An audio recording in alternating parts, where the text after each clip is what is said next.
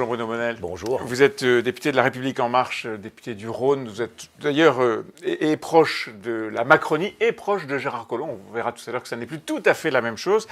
Depuis l'entrée en campagne d'Emmanuel Macron, il y a quelques jours, le Rassemblement national, Jordan Bardella, Marine Le Pen, ont gagné 2 points dans les sondages. Le président de la République a eu tort de s'engager ?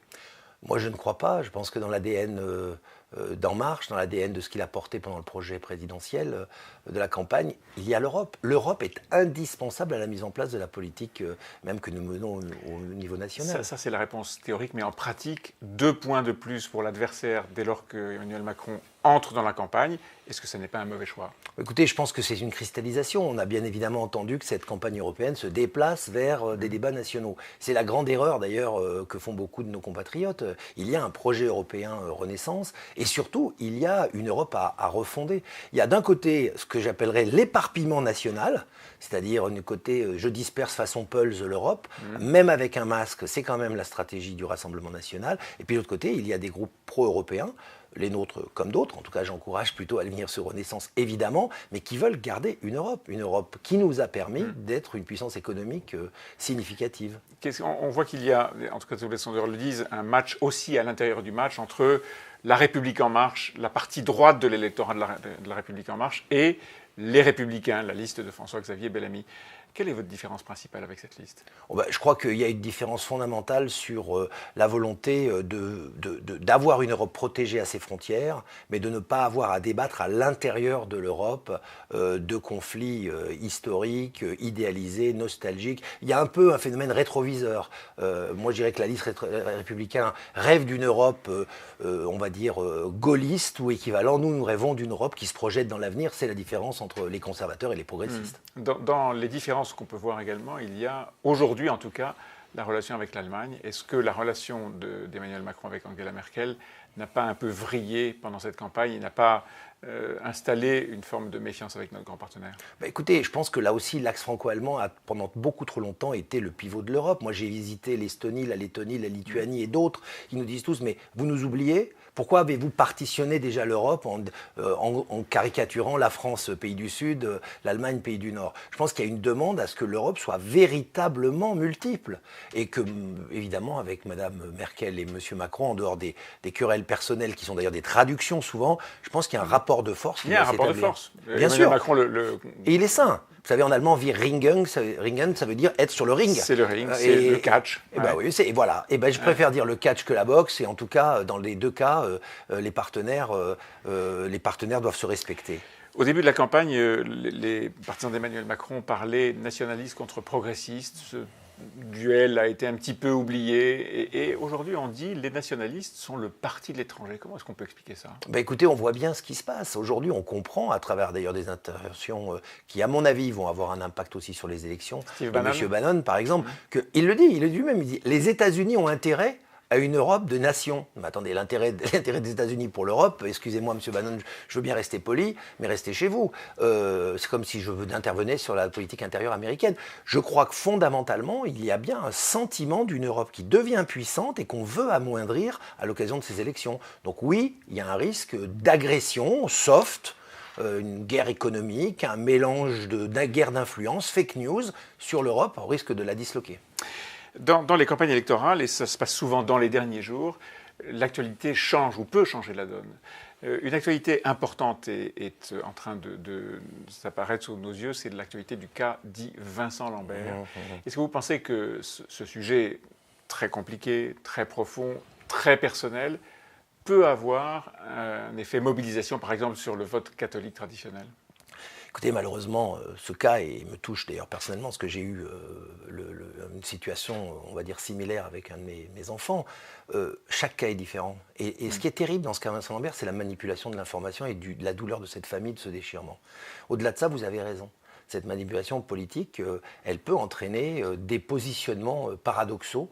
Je le regrette, je le déplore. Je rappelle qu'il faut d'abord penser à cet individu, à cet être humain qui est Vincent Lambert, avant d'en faire une poupée politique comme malheureusement certains veulent le faire. Mais il n'a pas l'expression d'aucune volonté. Non, il a l'expression d'aucune volonté. Il est malheureusement dans une situation extrême. On peut débattre pendant des heures, est-ce qu'il est en fin de vie ou pas en fin de vie. Ce qui est sûr, c'est qu'il est en souffrance.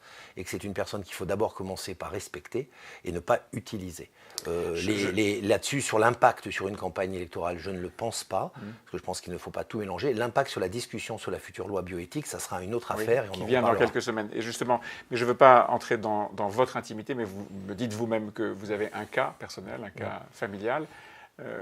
Qu'est-ce que vous donnez comme conseil, non pas vis-à-vis de sa propre famille, mais comment est-ce qu'on doit se comporter, comment est-ce qu'on doit analyser ce genre de sujet? D'abord, il faut mettre une limite entre l'intime et le politique, c'est très important, ne pas le caricaturer, se rappeler que chaque cas est individuel et surtout d'une façon obsessionnelle, c'est-à-dire ce que disent les grands professionnels qui accompagnent dans une loi qui est très équilibrée, la Croix-Créoletti est très équilibrée, qui accompagne les familles en donnant du temps, en discutant, en pouvant avoir... Les médecins ? Les médecins, les personnels soignants, ces gens qui sont en très très grande souffrance vivent un quotidien qui n'a rien à voir avec tout ce qu'on peut s'imaginer. Il ne faut pas s'arrêter à la compassion. Ils sont accompagnés, mais ils sont en douleur physique et mentale, et on ne peut pas juste dire « Ah, mais ils sont handicapés ». Ils sont très handicapés et il faut les écouter attentivement avec des moyens d'ailleurs qui ne sont pas forcément toujours compris par les gens qui sont à l'extérieur. Ce sujet aura des conséquences sur la loi bioéthique, sur la réforme de la loi bioéthique et surtout de la réflexion sur la fin de vie et les sujets que Emmanuel Macron a promis d'ouvrir là avant l'été? Oui, forcément. Alors, malheureusement, il ne faut jamais traiter ce genre de cas à chaud, avec des exemples ou des amalgames. Encore une fois, il faut se rappeler que chaque cas est très particulier et que derrière tout ça, il y a quelque chose qui a un petit peu disparu derrière une légalisation permanente de la société. C'est tout simplement l'amour qu'on peut porter à ces gens. Et il faut respecter l'amour de ces familles et les protéger de toute manipulation et de toute simplification. Les protéger de toute manipulation. C'est difficile de revenir à des sujets triviaux comme la politique, mais malgré tout, la politique, c'est aussi la vie. La vie municipale, elle va commencer à s'animer un petit peu, puisque dans moins d'un an, on aura réélu ou élu des maires.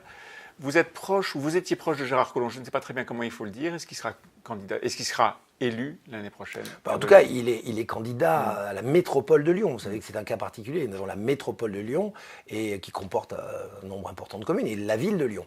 Il s'est prononcé. Il y a effectivement 2 candidatures aujourd'hui qui se déclarent entre guillemets proches de la majorité présidentielle. Je ne sais absolument pas vous dire aujourd'hui ce qui pourrait se passer. Mon souhait, c'est qu'il trouve une solution de compromis. Et vous ne dites pas mon souhait, c'est qu'il soit élu? Non, mon souhait, c'est qu'ils trouvent une solution, ces 2 candidats de la majorité présidentielle, où ils puissent travailler ensemble à gagner Lyon. Il ne faut pas perdre Lyon, c'est un berceau de la Macronie. Je crois que ça serait une grande erreur de se déchirer, de refaire le match des années 2000, où Gérard Collomb, à l'époque socialiste, s'était glissé entre les gouttes d'une droite disloquée à l'époque. Et il avait gagné. Et il avait gagné. Donc le plus grand danger pour nous, c'est perdre Lyon à la majorité présidentielle. Je ferai tout contre ça et je m'y emploierai d'une façon un peu systématique. Est-ce que vous diriez qu'il a eu tort de revenir à Lyon? Non, certainement pas. Je pense que, vous savez, c'est Gérard... C'est le début de la bataille. Non, mais c'est Gérard Cœur de Lion. Hein. C'est bien clair. C'est quelqu'un qui vit, qui vibre sa ville.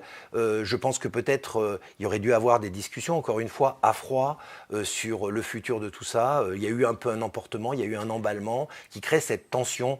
Mais vous savez, comme on dit à Lyon, tout le monde, ils ne peuvent pas être de Lyon. Il y a des choses qui se discutent en local qu'aucun Parisien ou aucun Breton ne comprendra. Donc moi, je reste optimiste, même si la situation est tendue aujourd'hui. Donc non à la guerre fratricide entre 2 représentants de la République En Marche? Non, parce que je pense que les 2 ont quelque chose à apporter. L'un qui était le patron de la métropole et l'autre le maire de Lyon. Voilà, exactement. Et je pense que la dynamique doit l'emporter et je suis sûr qu'on trouvera des solutions. La dynamique. Merci Bruno Bonnell. Merci à vous.